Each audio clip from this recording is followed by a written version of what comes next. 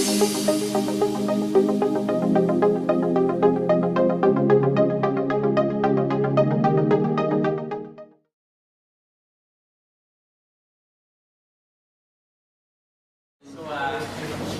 to the third Selenium meetup for the year 2013. So normally what we do is we conduct a lot of technical sessions in Selenium meetup. So this time, for the first time, we are conducting a panel discussion. So I would like to thank on behalf of the Colombo Code Camp community, Mr. Cecil Kumare. He is the head of quality assurance at LeapSet and also the director of examinations at Sri Lanka Software Testing Board. And he has more than 16 years of experience in software quality assurance. And also Mr. Ramsha Rangana, head of quality engineering at Sri Lanka. And he has more than 15 plus years of experience in software quality assurance. And Mr. Varma Silva, head of independent software quality practice of Virtusa. He also has more than 13 years of experience. And Mr. Ganit Gunasekara, the QA lead at 99x Technology. He has also have more than 10 years experience. So this time I think we don't have that much of space also to accommodate the crowd. Because normally what happens in Selenium meetup, we limit the crowd for about 65. So since this is hot topic and the quality gurus of Sri Lanka are representing them, we want to limit it. And so we have more than 100 registrations. Okay, so thanks a lot. Thanks a lot for this panel. So I think the behind team they will be distributing sticky notes, so you can write your questions and you can post it on the wall. So we can take it. We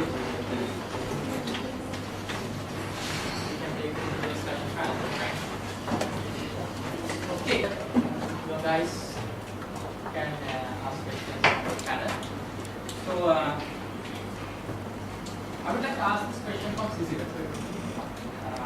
Because now if we take quality, quality is not something new for us because they are for the last 25 years. So we have quality.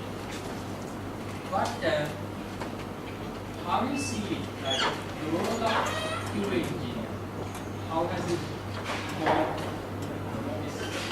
in last 5 years? So, those quality assurance function has been there for a long time. The way that it is practiced in software industry has been changing over time. I will talk about how it has changed and how it will change in startups and product development companies where they are mainly concentrated on one or few products or their own products. So in such an environment, initially, if you look at like 5-6 years ago, there were people who were doing completely manual testing, and even the product specs were incomplete and going on with iterative cycles. Now, most of the companies are moving towards much more nimble processes, like basically processes that can be changed a lot, and also most of the things are now getting automated, and a lot of people are looking at the QA, the people who can automate things, who can get things done faster, and who can understand the technical details and who can go into technical details and help the development team to build a good product rather than taking it by sitting on a different room or different area, like they develop it, put it over the wall with the other people that test. So that model is changing. So the product work, where we are heading is that we need people being multi-skill and also technical. So a tester should know how to understand the requirement, write a test, do a test design. Test cases are not going to be very important in the writing huge test cases. Test design is important, and doing the test execution, automation, performance, all that are coming into few people to do that. So they have to be multi-skill. That's where we are heading in our context. So that's it from Cicero, because Cicero is coming from independent software and it's a startup company. And Dhanush, so you are coming in like an enterprise product development. So what do you think about it?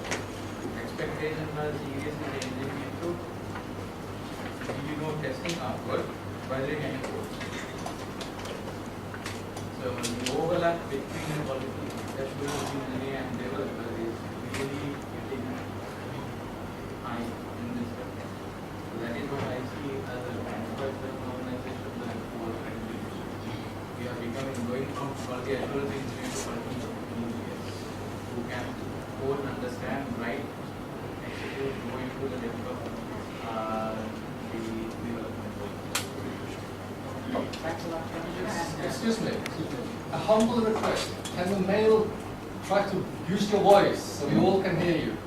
It's really difficult. Extremely sorry. Can the back row hear you?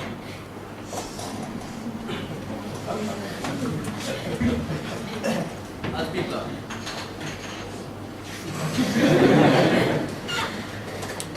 Okay, so Gordon, you have a lot of experience in Yakuza. So what do you think? You are going to get lost in enterprise company. What do you think about it? Enterprise context, you get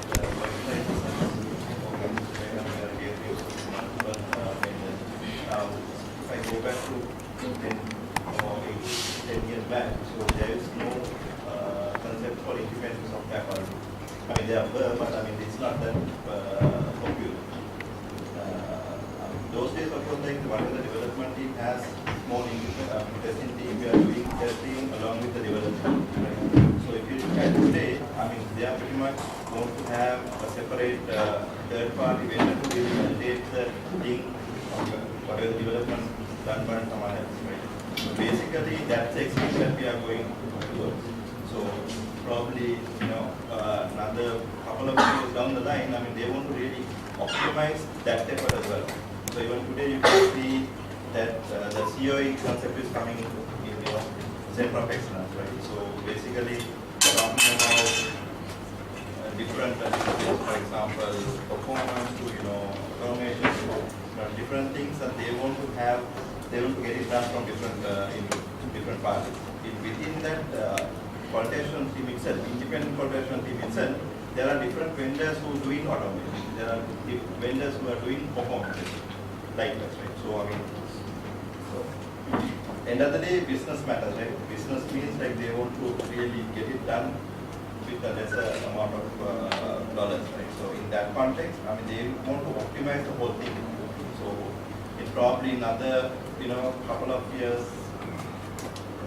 probably, I mean, we will talk about how we can really optimize the whole thing. I mean, there's factory coming into the picture, so there will be a bunch of people who are doing, some, like production line.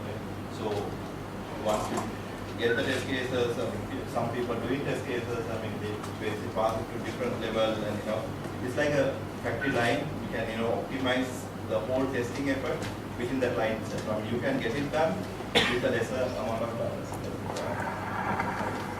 That's the extreme. To summarize the whole thing, fast, we do all that, in a multiple environment, like, I mean, development and QA doing on the same team, and the extremes that we are today is like there are different teams who's doing testing in separate, third party doing testing. Yeah, in the process of optimizing that as well. So that's the future. By the way, guys, if you have any questions, and then on there we can talk about need any clarification around any points. Feel free to answer.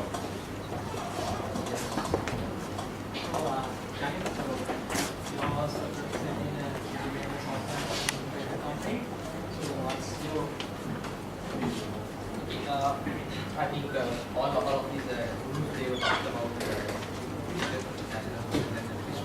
If I go, I would like to go a little bit the history, like if it is 15 years back, mostly developers were involved in some testing, and then they have delivered the product to the end user.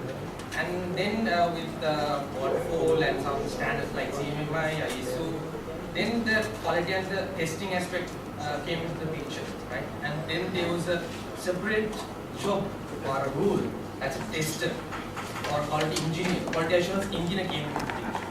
And slightly, then the pattern was like, previously just development, little bit testing, and then there was a role of a tester or a QA engineer, and then again they were moving to the early part of the product development life cycle, where they were involved in requirement clarification, stuff like that. And again, then we got into a phase of agile, and always like we want to cater the market with that aspect. And then they are talking about the entire team is responsible for assuring quality.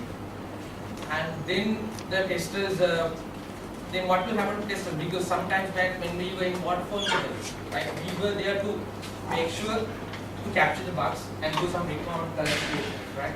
And then now it says in agile context, everybody is responsible for the quality that they are working with. So what will happen to the testers?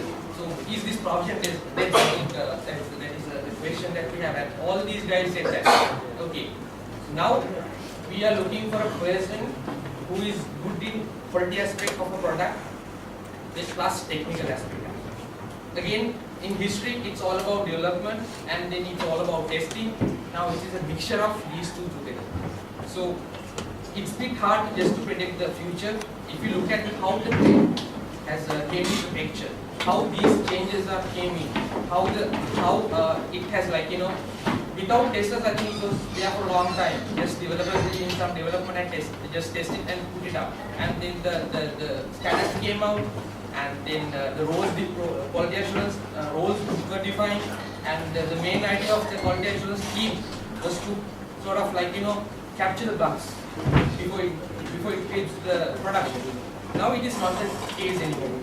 In future, definitely it will be the QA specialist will be there to make sure that quality is visible to all the stakeholders. So making the quality visible. So you have to be technical, you have to be domain expert, you have to be a good in quality aspects as well. So now you can see where we were and where we are right now and where we are heading to. So it is sort of like, you know, we are moving into a person who is good in quality aspects with some specialized technical skills.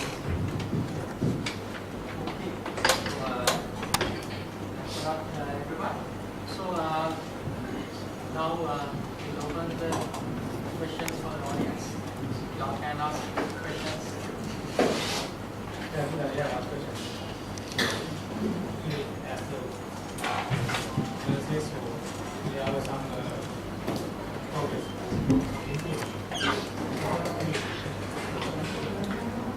Will be any basic reason for that? Reason, like customer side or improving technology, any kind of reason for that. We know that the root cause of the reason, actually we can find out the root cause and improve by ourselves to make that root system. Are there any kind of root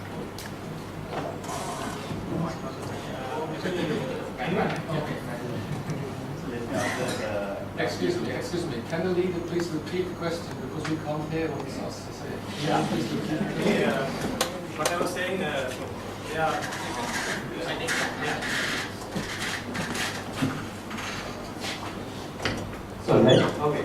So, actually, what I was saying, the panel explained us the way that the qualification has improved, right? So, yeah, what I'm asking, so there should be kind of a root cause for that, so a specific reason for that.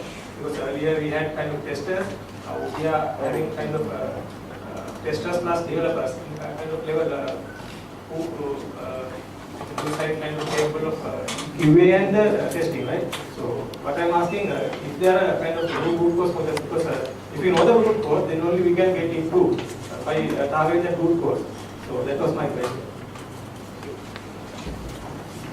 So if you look at all these enterprise customers, enterprise or the normal IT customers, like, so any customers, like end of the day, they want to make the profit, right? So at the same time, they want to make the right word would be business transformation. The business transformation is pretty much like the world. I mean, we are having like different solution, and they want to get it converted into IT.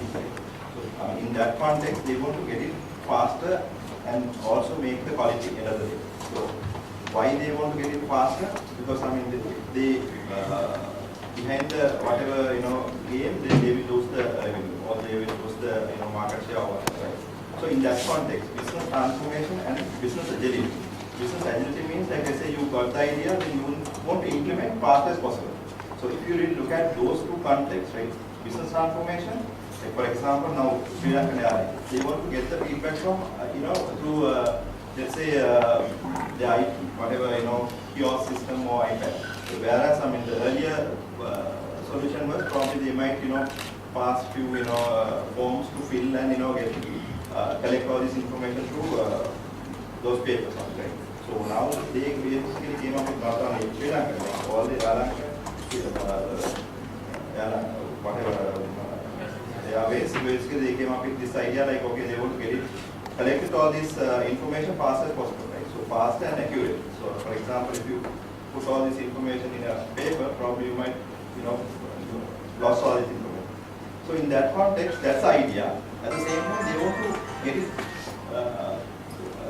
done fast as possible, because if someone else do that, then what will happen? Like they get the market share, they get the all these privilege, everything. I mean they get the benefit, right? If you see that business context, So, I mean, end of the day, they want to get the quality done, quality output faster. So then agile comes into the picture. So then you have the idea, you want to get it completed faster. So then, like, what will happen? Like, I mean, while you're doing the development, so they want to get it, confirmed from your customer whether is that the right solution that you want, right? So that's why agile comes into the picture, like show and tells and things like that come into the picture only because of that. I actually gave you guys a very simple example. I mean, if you come to healthcare or any other industries, will be the same, right? I mean, now you can't wait till probably months to get your things done, right? I mean, you can't wait till alright there will be a design phase and then there will be elaboration, construction and transition. I mean, that phase won't be there for future. I mean, you want to get faster possible. So in that context, so I mean, all these fine-tuners happens. One of the things that we are looking at is agile testing, COE. COE, why factory or the third-party validation come into the picture? Because they are pretty much, do this whatever the operation for different customers. I mean, we can get it the same thing done for fast as possible. I mean, they basically expert on those areas. For example, so we are running a healthcare testing organization. I'm comfortable giving you the job and make it good job from you, right?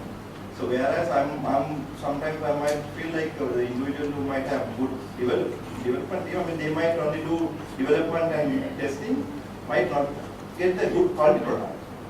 So I mean, if you have a separate team, I mean, we should be able to get it the same thing from for performance testing. So you are good on performance testing, and there's an organization running a performance testing company. So I don't have any fear to give the product to them and get it done, right? The other extreme would be the agile.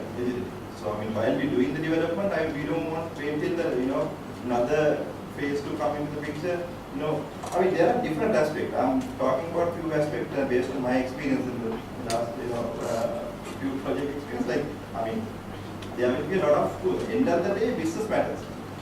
So, I mean, ultimately, end of the day, we are giving kind of good product with good quality. Exactly, yes. I mean, time to market would be the key, right? So, I mean, you can't wait till, another couple of months to release your product. I mean, you have to deliver the product fast as possible. Then only you can get the highest market, privilege, and everything with that, right? That's the day you have to head of the game. We have to be testing is a one of things there. One aspect is about that, so the same thing, consumer-driven development now, because what we have to develop and test it and deliver is what the end user wants, like not what we want. Because if you think like a few years back, some ISVs they developed something and gave to us, so we had to buy it. Now it's not the case anymore, because there are a lot of companies who are like dealing the same business and trying to come up with the head of the game. So it is consumer-driven development right now. That's the concept that's happening right now. For that, the quality is really important. So time to market plus the quality should be there when you deliver something. So how do you make sure the quality that you are delivering in your product is like making the quality concerns visible at the first stage of the development life cycle. So that's why you have to be like you have to make sure that all these bugs which can be creeped into the code should be eliminated at the early stage. Because if you take bug life cycle, rather than failing it in the production, if you can prevent it before even it can occur, that's where you can increase the quality of the product with less cost. And of course, if the more the bug life cycle that you have, the time to market will be more. So the wastage is more. So you have to make sure you are technical enough, you are competent enough to these bugs are not created into the product. Then only you can go to market with the right features and the right quality. And then, because one example would be if you take social media, if there's a bad comment on one product, that will spread like nothing. Before even the news, before even the CNN comes and tells on that, it will be spreading the social media. Because if you take Facebook, Twitter, there are many social media streams happening right now. So bad comment will be reached the consumers a lot. So we have to prevent that happening as ISVs or as whoever the product that we are dealing with. So we have to make sure we are delivering the right features with the right quality. That was, I think, if you look at from the technology perspective, what is changing is overall wise, the way which we develop software itself is changing. We used to do all waterfall mechanisms. Then from there we went into V models. From there we do Ws and all of these different aspects. Then we are moving into Agile. So each and now Agile moves into a test-driven development mechanism, then behavior-driven mechanism, consumer-driven.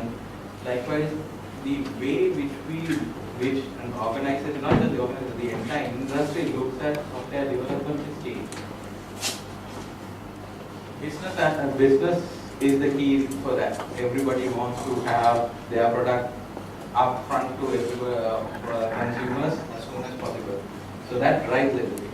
But when it comes to individual perspective, what we are seeing is, because of the way which we change all of these, for us, if you take an individual wise, we will also need to adapt into it. So we need to also evolve with the industry. Industry is evolving very, very fast. And if you take from Sri Lanka perspective, we might not even be evolving as fast as most of the other companies. We can easily take Sri Lanka versus India.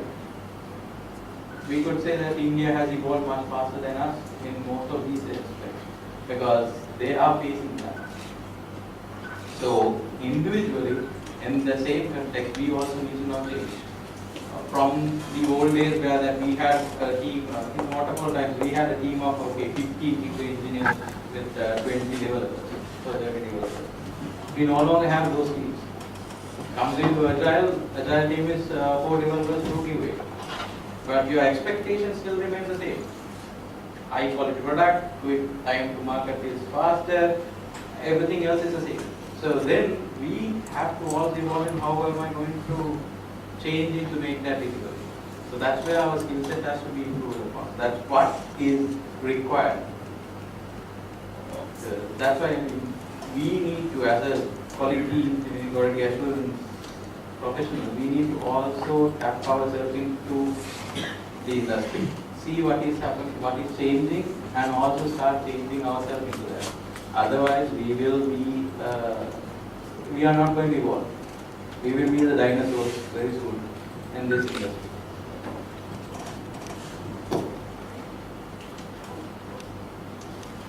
Okay, we have another question.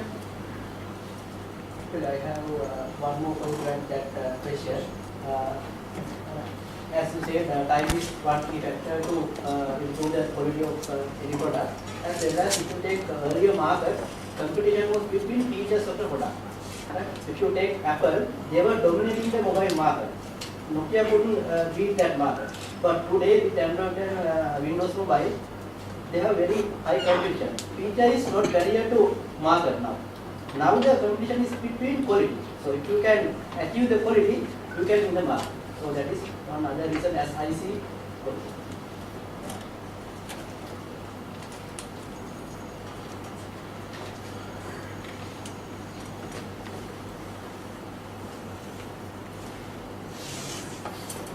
A related question. Now, before we move into this agile thing, in the waterfall age, we had a lot of matrices generating from the QA department to check the performance of the teams. But what we see now is moving into this agile thing, the metrics and things like are getting faded and it's being challenged.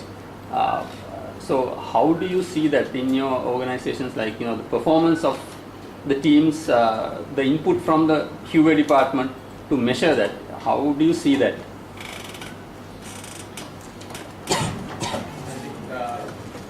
On that side, in our environments, what we suggest is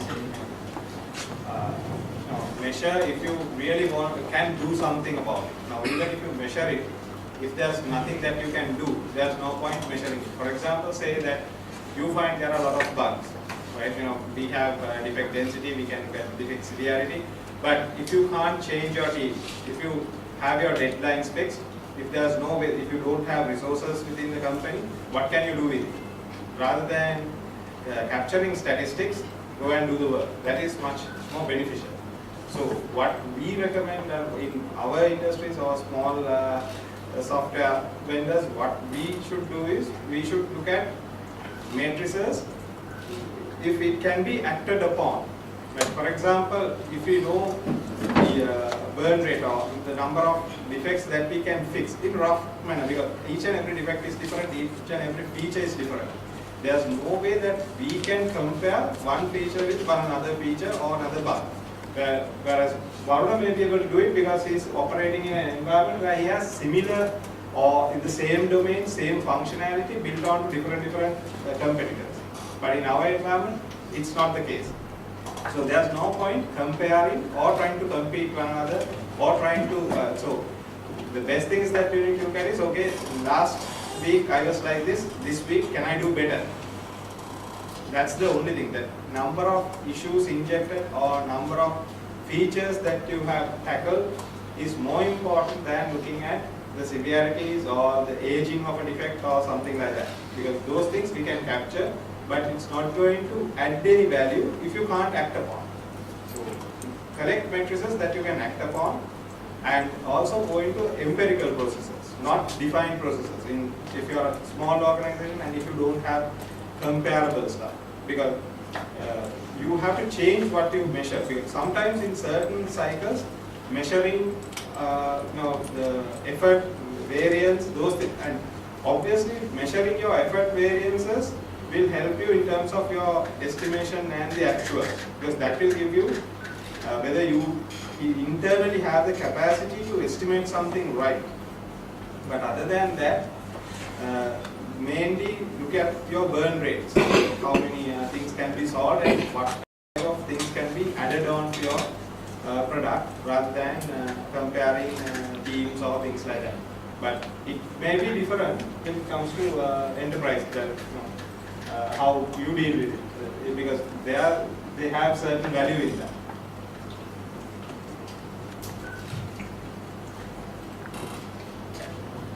I can give you from a 100% agile company. We don't measure a single productivity number. We don't check how many test cases being executed per day, how many defects found during a day. We don't even enter half of our defects. We don't even enter half of our defects. Because from an agile perspective, what he said is correct. The primary principle of agile is eliminate waste. But there's a totally different misconception also, is that eliminate waste does not mean that you don't measure anything. So most of the teams, what they elected to do is, I eliminate waste, I don't write test cases, I don't write requirements. And the same way, I don't put defects also. I don't measure what I'm doing. But you need to understand of what to be measured. So I can give you from our organizational perspective, things which we measure is how many defects are we setting into production. How many defects being found in production after we release the product. Because our overall objective is 0 defects to production, 0 defects found in production after sending it out. And especially, trust me, with the enterprise level organization product, and our product is consumed by about 33 million users in a given day. It's pretty easy to find a defect less you send it to any release to production. So we measure the final output, not the journey throughout. But in an agile, so to do that takes a lot of discipline. So you need to understand what you do during that journey and how you do that, and ensure that you do that correctly. And you need to put a lot of trust in the individuals that they do the right thing. So you do the checks and balances in between to ensure that. With that kind of a scenario, can you go for a CMMI certification? Yeah, so there is a slight difference. So it's process driven. CMMI has agile process also. It's lean CMMI, I believe. So in that context also, they do measure some of those activities in between. I am not the best guy to actually answer to that because I have not seen the lean agile framework in that. But what I understood through that is that yes, they do measure some of those aspects, but not the levels of each and every productivity. Because the question is about the productivity. How do you measure the productivity of individuals and outputs? But I think it is more applied to service organizations, because for service organizations you measure them by the throughput, right? Not just the final output. If you look at enterprise customers, even though we are service organization, there are some other customers, like for example, we are dealing with the US second largest healthcare provider. So in that team, we have two separate teams where some of the people are practicing agile and the other people are pretty much working on normal process. I mean, in the agile process, and we agree on the same methodology, right? I mean, sometimes we are not even reporting defects. I mean, basically we are do IM or whatever, we are basically sharing that information with developer. Developer at the same time fix the issue from that end, right? So the key here is like, irrespective of whether we are dealing with the waterfall method or agile mechanism, it's very important for us to understand, okay, to the point that Anushka brought up, right? So why we have missed that defect in our whatever the cycle that we have tested, right? So we need to make sure that it won't happen again. That is a continuous improvement. So I mean, you might have different indexes. It might be defect removal indexes. I mean, you can call it in different indexes in terms of like how many defects that we have leaking to the production. But fact of the matter is, it's very important for us to understand, okay, what exactly the problem, what exactly the root cause that, I mean, how you have missed that defect. So you need to have action in place to avoid those kind of circumstances in the future. That's what irrespective of it's a waterfall or it's agile, we need to make sure that, I mean, I want to add that.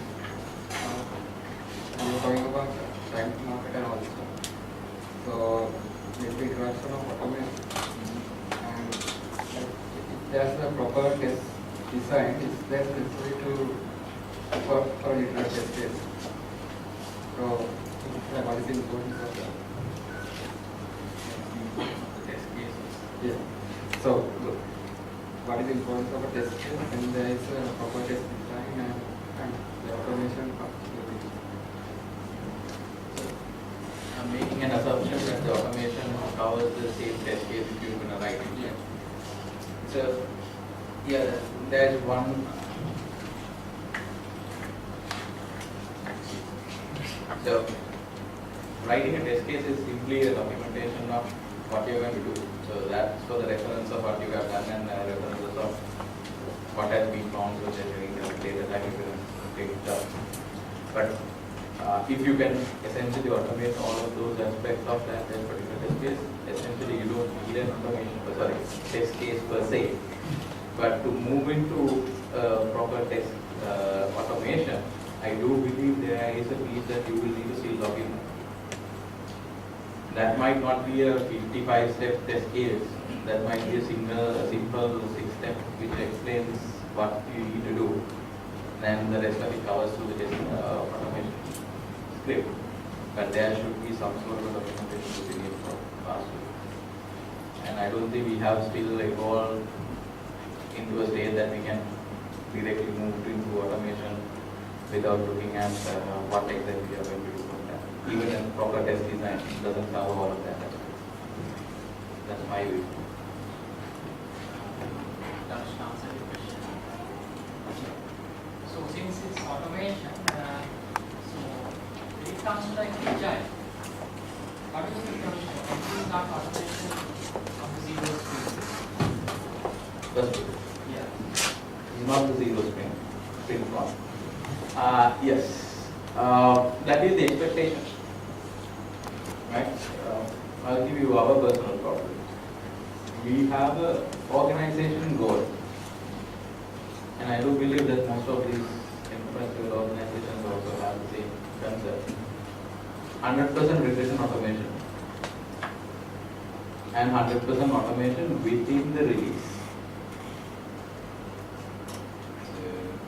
That itself is a scary thought, where how the heck are you going to automate everything within the release? Because half of those things doesn't even come at the time when we start automating. Right, so this is where that whole concept of how do you approach automation matters. Right? So you look at, if you look at just a UI level automation, you might not achieve all of that aspects within your release cycle. And if you are going through a traditional tool set, you might not be able to achieve all of that. If you go with a traditional approach, you won't be able to achieve that. So the mindset of the entire UAT team needs to also change. So the concepts like test-driven development, this is where it comes into play. So we as a QE organization now need to understand what is coming on our way. Go into the code level, go into the service level to start automating. That's how we can start with iteration 1. Because if you take practically, iteration 1 is the time when they start designing things. And maybe the skeleton level development. Iteration 0 is actually the estimation and release confirmation. So we need to start looking from there itself. And how are you automating? And the concept of automation has to also change, where that automation is anything about UI level you go into. No, it is simply about automate everything. So whatever you can automate, start automating. That is the only way we can achieve in 100% automation.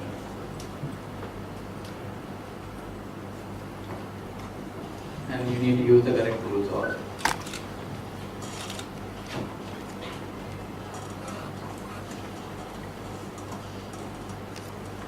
Let me ask you a question from the audience. So this is the Selenium meeting, right? How many of us are actually doing any automation practically in our day-to-day?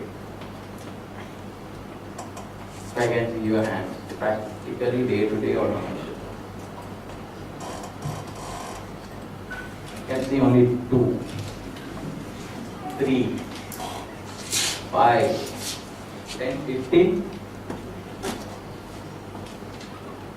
What is stopping us from doing automation day-to-day for the rest of the group? Is it because the organization doesn't want you to do that?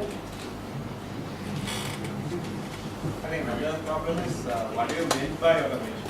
That's also something that has to be clear on, because it's not, when it comes to quality assurance or testers, what is most important thing is not only automating the tests. Whatever you do, even your deployments, it can be your building processes, anything that what you have to repeat, anything that can be scripted, that you can give it in a text file saying do this, do this, do this, do this to someone just to carry out that operation again and again. Anything that can be done like that can be automated, right? So automating that is the first step. That understanding that, because most of the time what we start doing automation is that, okay, automating the test, something more complex or difficult, most important test. That would be the most difficult part to do. But start small, do sometimes, for example, some people take backups of each and every release. and they do that manually, going to server, taking that and putting it in a zip file and putting it on another location. In some places that I have seen that. Why can't you write a script to do that? Those are the simple things that you can start off with, where you are not dependent on the tool. You are not need to select a tool which is compatible with your development tool. So that will give you the starting point to start anything to be automated without any fear. That's the first step that you have to take. I think when you have that mindset, it will be easier to start go and do the automation. And the other part is, most of the time people wait until the complete system is completed to do the automation at the UI level. That is the most difficult part in terms of maintenance, right? Because when UI changes, it's difficult to change most of the UI test cases, automated test cases. Go with the proper test pyramid that we call that.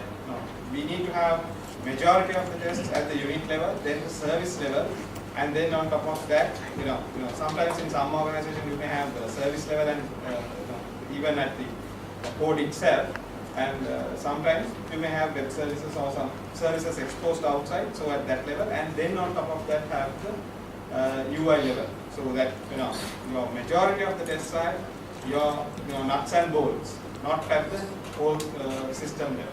So if your nuts and bolts are right, the places that it can go wrong is your integration. You might have used the wrong nut and bolts at the wrong place. So that's one important thing that we have to do. Like, regard to the previous question that you asked, right? The question Kishan asked, right? So basically, in agile context, yes, we can do automation from the day one. Because if you really look at agile process, we are talking about, so you build the application. Basically, once you're done with that, even customer can use it. Right? So then your iteration one means pretty much you are done with the first customer. So even automation you can do that. So going back to the question that Dhanushka asked, right? So everybody get engaged with automation. Probably answer might be everybody might hand up. Might do that. But it's very important for us to understand, use the right framework. For example, you might do only just record and playback. So what will happen? Like probably they have changed small, property or whatever the thing in your edit box or what part. So what will happen? Your automation might not work in the next cycle. Right? So maintainability would be there. And also the other aspect, like the usability. Usability is like you might spend like entire day to get one scenario automated. It doesn't make any sense. It has to be usable. At the same time, like let's say now your whatever the framework is not designed such a way that you are using all the right reusability, then again like you might end up with like having probably thousands of functions in your system, right? Your framework. It's very important. Yes, everybody has to do automation. There is no argument on that. At the same time, it's very important for us to understand what is the right framework that you use. It's not only it has to be go with your right your application. So it's very important. Configurability, portability, maintainability, reusability. Usability, those are matters in the day once you're coming up with the automation framework. That's very important. So it's not just record and play back. You have to consider all that aspect, then only you can get the right output and all. Let me answer now. That because you are looking at larger systems where you have to maintain and go on for a long time. But if you are looking at a smaller system, sometimes using iMacros or something to record and even get your test data inserted. Some things like that can give you the starting point. So to someone to start off with, because obviously now you have the infrastructure set for that, but when you don't have the infrastructure, most of the people I think that why they are not going into it, that they don't have the infrastructure, and everyone expects that okay, we need to have right framework, someone has to design the architecture and everything. But if you don't have that, start with something, even record and playback, how we can, most of the scripts can be modified a little bit, at least, right? So start off with things like that. You're creating your test data sets and things like that so that you can evolve. And most important thing that we need to understand as testers is basically, now, even though we say quality assurance, quality engineering, whatever, 80% of time is spent on testing. So, as a tester, the most important thing that we need to understand is developers are getting better in testing day by day because they are getting new frameworks, new tools, new methodologies. Everything is supporting them to become better testers, better developers in the development side itself. So if we just keep us separated from that, we will have a tough time dealing with them. Whatever they produce, how do we tackle that and say that okay, there are problems in that, or whether that conforms to our requirement or not. So we have to see that these guys are improving, how we can improve, how they have improved. So check with your developers now. Every developer will not start with knowing everything that is required. So some people will start with one language and they might get into multiple programming languages, multiple technologies like us. So similarly, we have to do the same. Start somewhere, start small and get into that. If you don't have the framework built in or people capable of giving you that guidance, then start small. Another aspect of the question that you asked about, people are talking about automating validation, testing aspect. But how about verification, reviews? There is another aspect that you can look into starting from sprint 1. How the code review will be done. Because there are open source tools that is available. So you just basically go there and configure it to your CI environment. And every commit, it will be giving you a feedback on the quality of the code that you are producing. Maybe that is not our job, but it's our job to make that problem visible starting from sprint 1. Saying that okay, let's have a code quality analysis. Okay? Because you don't need to have manual reviews to improve the quality of the code that you are producing, that our team is producing. What you can do is simply set up that environment and you can set up the guidelines which should be checked on the code. And you can make sure all the commits that the development will submit should go through that checklist. You don't need to do it manually. So that's another aspect of that.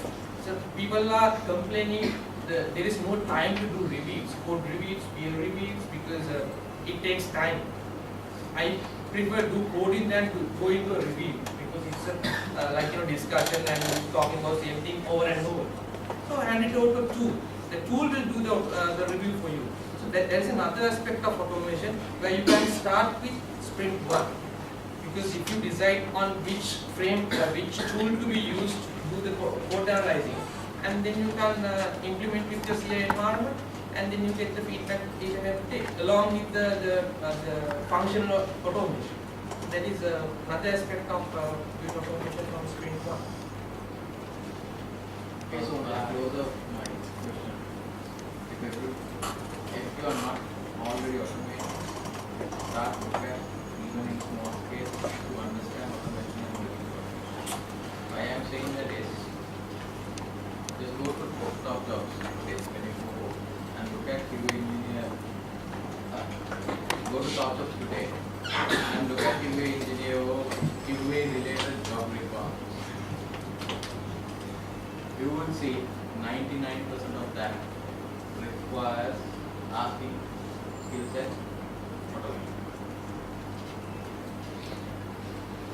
So, as this forum, you are here because you are interested in knowing about automation, knowing about technology automation, knowing about tools in automation. So, don't limit yourself to a tool also.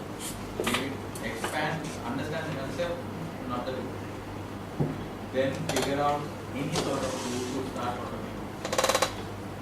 If you are looking for a career progression, mainly in this field, my feeling is that's the first place you need to start.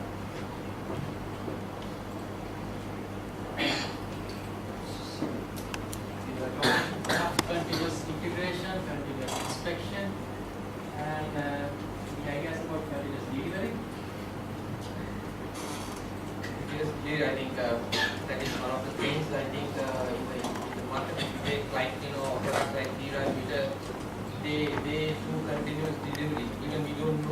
the situation that we are using. You just tell me what is the version of the Chrome that we are using. But nobody will like it. But if I ask you what is the version of Internet Explorer, then you have 10, 9, so etc. But think of that aspect, how the industry is moving on. It is all about your product should be ready at any time to be deployed in the production. So that is continuous delivery. So you have to build up continuous inspection, continuous delivery in that aspect rather than you just thinking of performing. So I think that is a very, if you just go and search on the jobs related to continuous delivery and the demand that they have in some like Europe or UK industries, so that is picking up there, just having the knowledge on C# or .NET or maybe Selenium. But that aspect is that the jobs on continuous delivery, how you can do the continuous delivery. If you have that skill set, there's a huge demand even in international industry. So that is the level that the automation can grow, and that is the direction that we have. So I think basically continuous delivery, sort of like at the moment, is the ultimate goal of automation. Yeah, you cannot do that without automation. Yes, You cannot do that without automating everything. That should be the idea which is behind that, thinking which you need to have behind that. How am I going to make everything easy? So it is a clear perspective, we can do a lot on that. So each and every bit of that will help us and will make us grow as individuals in the organization. We need to switch into that mindset of we are not just the final output setters. We are the responsible party for the whatever is going on. And how am I going to make sure that it is correctly done and is done in the best possible way? So that should be the idea which we One last question, I think, to wrap it up. So, if we're going to automate everything, how probable is it that we'll be extinct ourselves? Because if we're going to automate everything, leave it to robots, what's going to happen to the QA specialists? Who's going to automate? The answer is Yeah, we're going to leave it behind, right? At the end of the day. so it won't go away.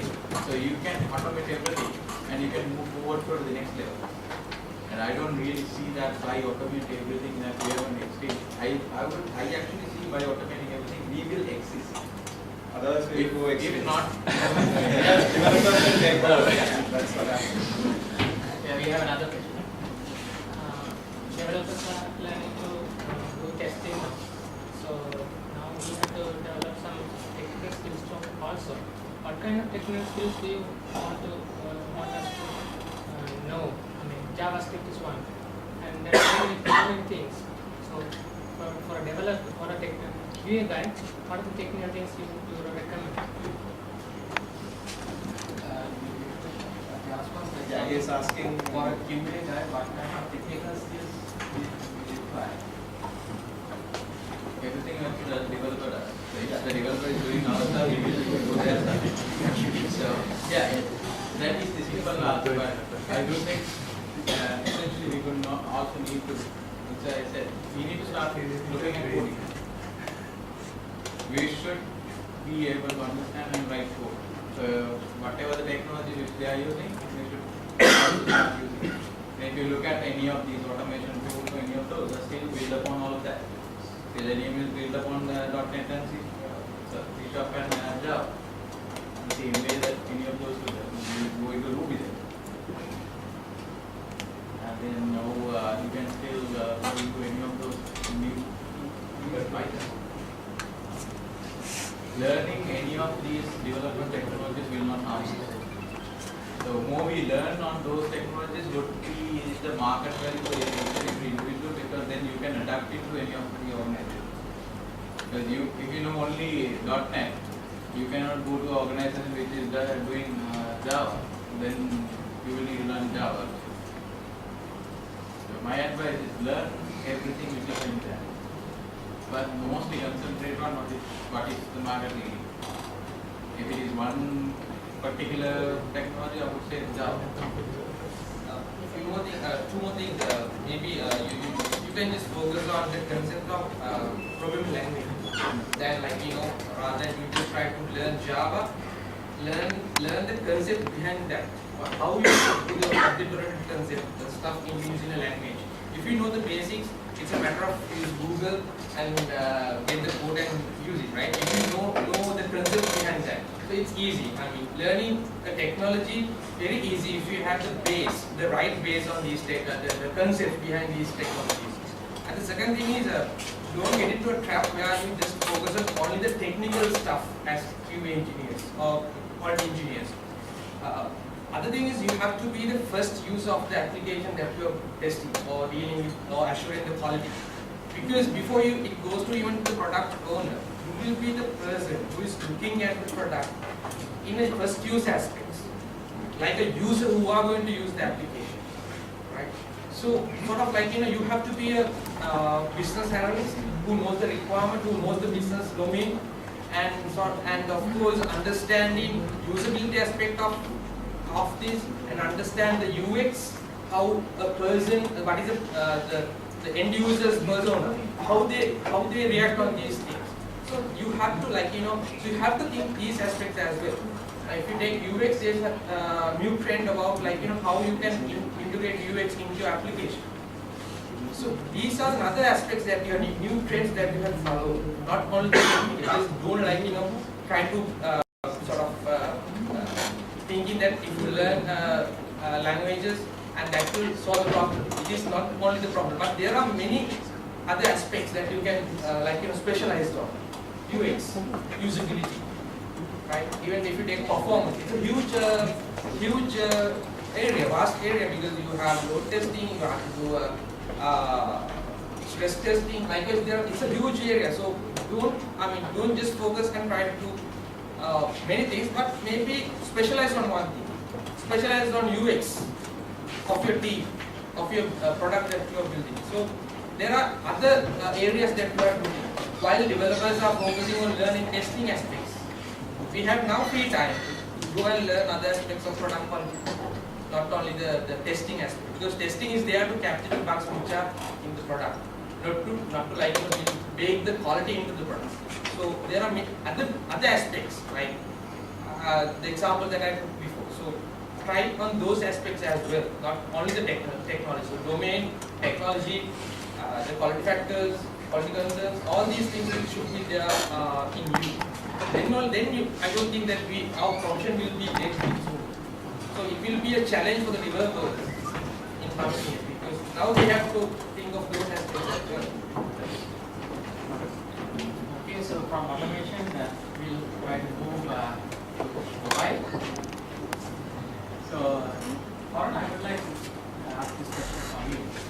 So, when it comes to mobile, now you take iPhone, versions, operating system versions, you take Android versions, devices. So, it's a huge test environment matrix.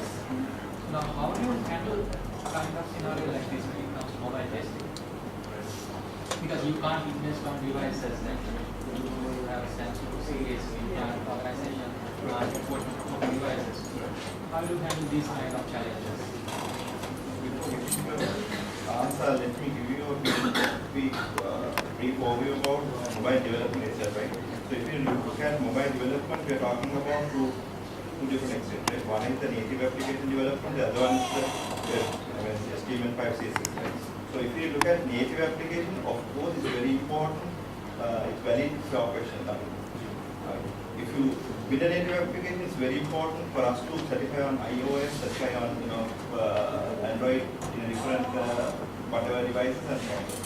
But at the same time, if you build a HTML5 and CSS, then pretty much it's like across the devices, cross browser environment, right? So now, for example, like development itself, like for example, native application, you have to have a different code base for iOS, then different code base for Android. So whereas HTML5 is concerned, and it's like across all these devices, across all these browsers and so on. For example, like now in your test design itself, you have to take that into your consideration.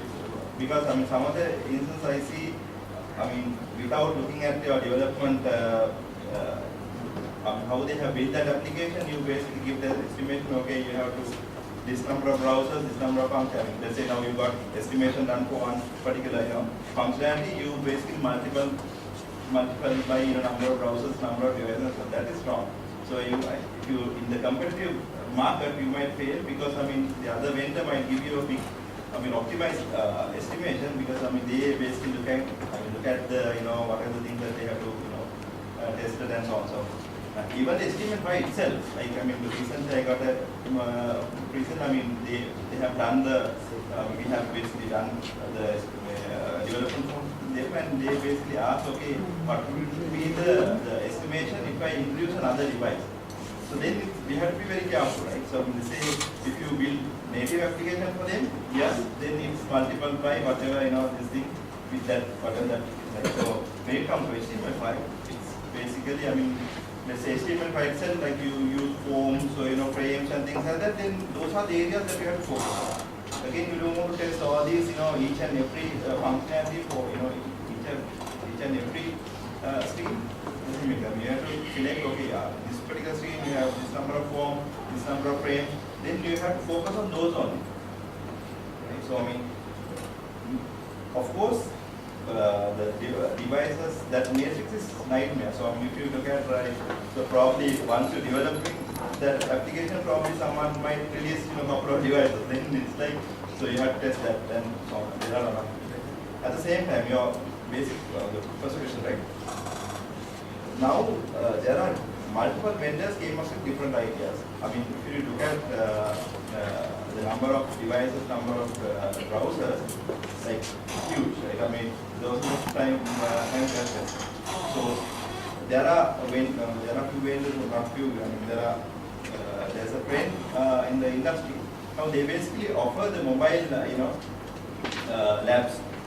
Perfect mobile device anywhere, things like that. I mean, they basically offer you a test environment. So let's say now you want to application test on, this is whatever configuration. They basically set that configuration for you. So I mean, the beauty is that, like for example, Perfect Mobile would be the key. I mean, market leader. For device anywhere, those are the market leaders on that context. So now they have their own automation framework, automation tools also available in them. Let's say they want to get the automation done at the same time. I mean, they basically give that features also to you. So I mean, you don't want to invest any single cents for your lab, the mobile lab or anything. I mean, it's just a matter of get your number of devices. I mean, you have defined your number of devices, number of browsers, then you can communicate and then you can get a quotation. All right, this number of hours you need this number of dollars to get. That's simple answer. Basically, we'll be executing your test on cloud. Yes. What think about like selecting these devices to be tested? If it is native application, as it the operating versions, because you have 2.x and then you get 3x, then you get 4x when it comes to Android. That is a complex OS that we can think of, but iOS, in terms of it's easy because you have limited number of devices. And screen size, the DPI, the resolution, and of course operating system. And maybe you don't need, because when it comes to for a startup project, getting device in your work is expensive than having a couple of devices, because it's really expensive because of visiting your bandwidth and all. What you can do is you can simply start with simulators or emulators, because that is freely available. If you take Android SDK, you can have any screen size with any the memory card size and any DPI. So that's one way of starting doing that. If you take Xcode itself, you get the iOS simulators for iPad, the Mini, as well as for iPhone 5 and 4. So use these techniques when you are doing the development and doing testing on, rather than you just go and buy these devices. Then thinking of what is the target audience, what is the common mobile type that they use. Maybe it's a limited type, a limited audience. So you can have idea of whether it is Android driven market or iOS driven market, right? You can think of these aspects, and then you just buy a couple of devices and do this testing. And once the system is ready, if you want to test with maybe a foreign operator, like a foreign network, so then you can go for these service providers. So then they with less amount you can do this the testing, and then you can forget about it. Still, it will be a very cheap solution than you just go ahead with a lot of expenses up front. So that's one strategy for a small company, small project who are trying to do some development on mobile and try to do testing and give it to the end user. That's a good point. Like, for example, if you day one you start, engage with perfect mobile or device and we have the probably use for right. So at the same time, it's very important. I mean, we can't only rely on the emulators, right? So I mean, the recommendation is at least the final release you have to test on the real device. So because of that, I mean, you can do all these early testing with emulators. Your final release you can you can get engaged with some other cloud sourcing source, right? And get your things certified. Okay, so big data is something hot topic these days. So what's your thoughts about testing big data application? That's a tough question though. I mean, I haven't experienced it myself, so I have read a lot of articles. You can ask from crowd whether they have any kind of experience that testing applications related with big data. Let me give you my basic knowledge so that you can build up on that. So I mean, if you look at big data is like becoming a trend, right? I mean, no argument about that. I mean, today big data is pretty much in theory we are talking about volume of data, variety of data, velocity and values, right? So I mean, those are the four V's pretty much. So in that context, if you look at early days, we are relying on the data warehousing. I mean, we basically dump all this data into one place and we put all these data cube and analyze, okay, what's the market trend and so on and so forth. Now, today context, I mean, we can't even wait till few days to understand, okay, how this market is, what trend is going and so on and so forth. I mean, we have to analyze then and there. So that's why, I mean, people are, social market matters. I mean, socially, how people are really give good feedback and things like that. That also matters, right? End of the day. So let's say you are flying Sri Lanka to Heathrow, whatever. So then you are giving that feedback. All right, my journey good, staff is helping me a lot and blah. So that matters for your CEO to take decisions, right? So let's say now at the same time we got very bad feedback. We have to react like nothing. I mean, it's very important for them to really grow into the next level and also keep the market share. So because of that, it's very important to do all this data analysis then and there. So we can't wait till the previous point, right? We can't wait till, all right, dump all the data and put it, So in that context, I have no idea how we are going to test that. I'm reading about data analysis. Data analysis and things, different roles coming into this picture, and it's a hot topic. Of course, we need to further dig into this and understand, okay, what's this trend? Because it's not only, it's probably all the CEOs start looking into this. Even insurance to hospital or whatever. They have to understand, okay, right? To what direction is their business going, and at the same time they have to understand, okay, how other players are playing on that same ground to get the market share and improve the revenue and so on and so forth. Of course I don't have much idea about big data testing. So yeah, it's a hot topic and we need to really dig into that, and because probably in another couple of years down the line, I mean, everybody is get into that business and like, so we have to get the now lead. what we are talking about, like what about Vectile. Most of people have already done Vectile. So you take the like cloud, big data, and like mobility. Solo Mo, I mean, that's one of the concepts that everybody is like, even some of the big shops like Walmart, I mean, they are in a different business now. They also like get into the Solo Mo, social, local, mobile. So that's the business. I mean, everybody, every CEO is like looking into that, those kind of concepts, and we need to understand how we are going to test that applications. I mean, of course, we are early in the game, but I mean, if you start looking into those areas, you will be the first. Okay, so since we have limited time, the final question. The responsibilities of a human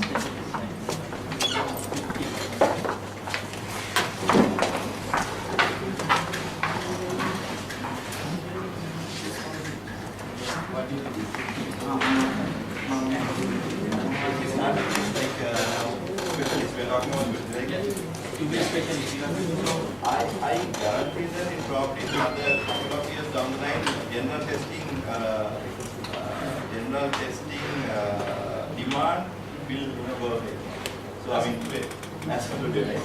So if you look at the stats, like I'm dealing with, some of the estimation. So basically, if you look at the trend, like every day they are asking more rate reduction for general testers. I mean, now the recent past we have given a 10% rate reduction to retain the job, right? So that's the trend. So it's very important for us to get into the next level. That is nothing but specialized testing.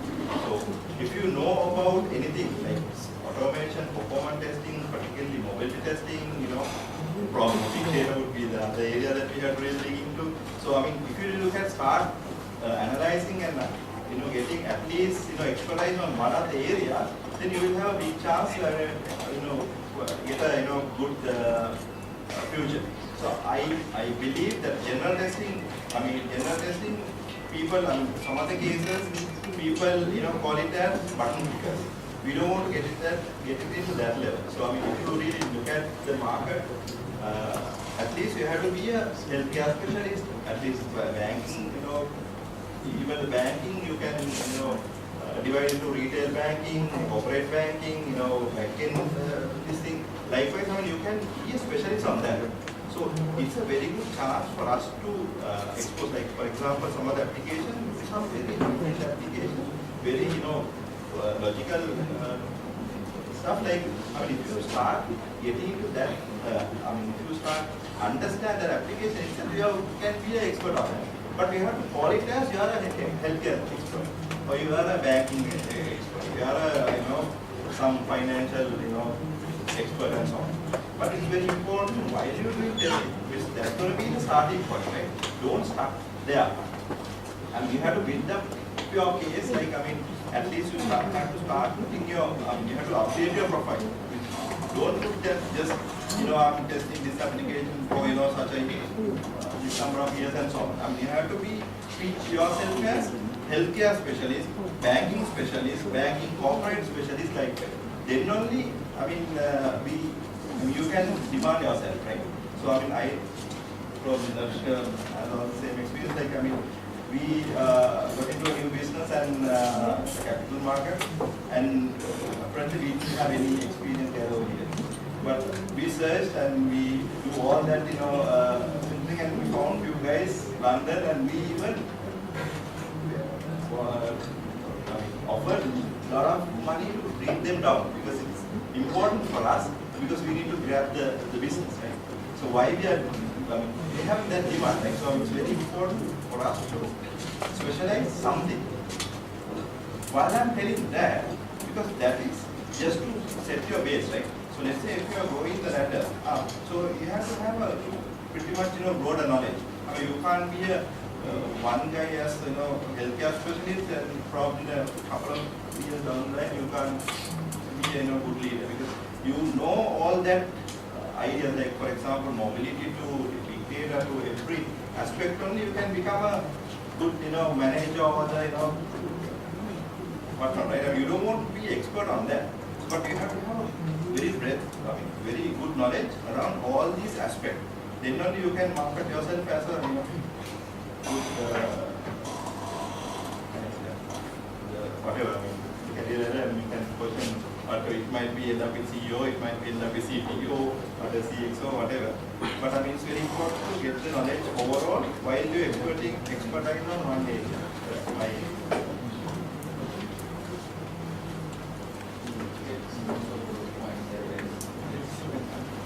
What I see is we have to select. I think we will soon have to select whether we want to be a domain specialist or technical. That middle path of this, I know that, it doesn't work and would not work for us, because that wouldn't make you a differentiator. We will need to start differentiating ourselves from either a domain perspective or a specialist on domain or specialist on technology. But in the same time, think of where you really want to go. You would see more and more our different career paths, levels of career paths are diminishing because the way which we are performed. So, I take an example of in an agile project, it's a two-member team. In a project team, it's a two-member team. So, when you are in a two-member team, if you are an associate lead or a lead or a senior lead, you will be doing the same thing. Because essentially, your role is, your designation is different, but from a project perspective, your expectation is simply you will need to, of course, lead, but in the same time, you will need to also do all the other surroundings. You will need to automation, you will need to test case writing if you need, you will need to performance engineering if you require.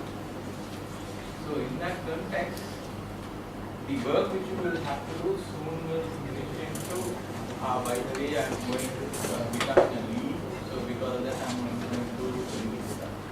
If you want to do only lead stuff, I think the best case would be a specialization on a domain specialist and understand more about how that particular domain is evolving. So that's where that all the aspects of big data, mobile, everything on that domain.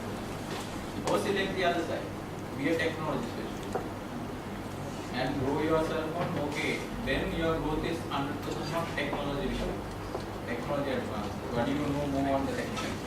But in there, specialist. The key would be specialist. I'm an automation specialist, or I'm a performance specialist, QA specialist. I know that it is still not in QA perspective yet, but that would be something coming out. Right? Accessibility is a big game. Most of the organizations are now looking at. There's a lot of money being paid on accessibility specialists. Not in Sri Lanka, but soon it will come to here also. Market will drive us. So, select very soon. Select what you want to do and focus on that area. Don't try to go in the middle path. That would not work. And that doesn't work right now either. You will get stuck very soon in a place where that you wouldn't have any career to do. Since we touched on designations, let's say you are QA lead, or if you are a lead, you try to lead your 5-member team or 6-member team or 7 or whatever number. If you are a quality lead, you have to be the leader of the product quality that you are working. So you have to be the person who is leading these quality concerns and try to meet that quality, the required quality of a product that you are working. So you can be lead of that. So there will be different level of how you are involved in that. So still the designation will be there, might not, but still these leaders will be there. Even if you are domain specialist, you can be lead in domain specialist. Okay. So how you think, how you set up a vision, how you set up your the entire product team to reach that particular goal. So these designation will be there with different set of skills, not like people management skills. I don't think that you have to be worried about manage with a lot of people just reporting it. I rather it's coordination, right? It's about coordinating with people, not the level that we are expecting right now in the industry. If you are doing it, you have to be the leader of the quality of the product that you are working with. I think that's how the designation will change in the future as well. Not about managing how many people that you have. Basically, we have to be multi-skilled, that we need to know how to manage our teams, how to coordinate, how to communicate. That is important, and also we need to know about quality aspects, different tools, automation, performance, all that is required with a specialization. And if it is in enterprise world, it can be an enterprise and IT services world. As Gautam said, there will be a lot of domain-based, risk-based testing that will be growing, because most of the cases where you have that model is where you need certain external party to certify, verify due to legal reasons and certain compliances. And where you don't have that, it will be mainly specializing in being a multi-skilled person. So the technology specialist will play a bigger role in the other areas. So it's like when you take in medical, like a doctor, that you don't have this hierarchies of doctors, right? You don't have a lead doctor or anything manager doctor or like that. So everyone will be doctors, and everyone will be knowing how to do certain, but they have specialization. There will be heart surgeons and neurosurgeons like that. But all of them know how to check your temperature, blood pressure, and things like that. So fundamentals everyone should know, and everyone should be practicing. Every doctor should know how to communicate, right? So same thing will apply to our industry as well. So our responsibilities will be to lead quality initiatives, having all that skills, and being part of the team without being an outsider. Because currently, or in the past, QA or tester is a different being that comes into the mix. Basically, if you are the only person, you will be the odd man out, kind of, right? So you are the odd man who is saying that, okay, this is wrong, this is wrong. But that is not the responsibility in future. You have to be part of the team, and you will be driving one angle of the output. And there will be different people driving different areas. That's where it is going. Okay, so with that question, since time is up for us, we'll wind up the session.